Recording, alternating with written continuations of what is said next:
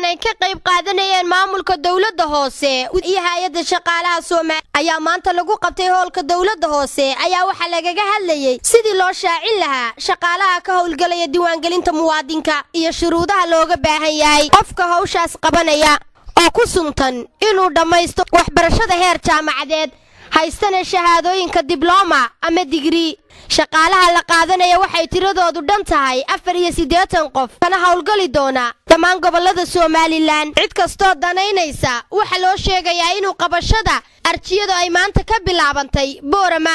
soconna doonta ilaa 30 bishan aynu ku jirno iyadoo imtixaan lagu kala saarayo aqoontoodana laga qaadi doono gudoomiyaha golaha deegaanka degmada Boorama Saleebaan Xasan Xadi arintaasi ka hadlayana waxa uu yiri marka waxaan ku dhiirigelinayaa dhalinyarta mutacalimiinta ah inay ka soo qayb galaan jaaniskan laga shaqayn doono diiwaangelinta oo ay inoo tahay runtii jaanis laba dhinacba waxaan noo sharaxaa loo fadhina dawladda hoose hoolkeegii inaan ku soo dhaweyno waxa laba xubnood oo ka socda hay'adda shaqaalaha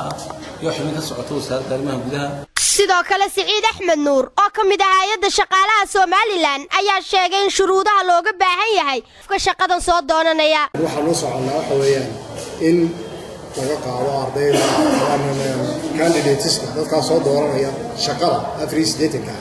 oo saddex position isugu jira laba IT oo midna dulmo yahay midna yahay degree iyo qof administration saddexda position ayaa ka xal qaadi doona insha Allah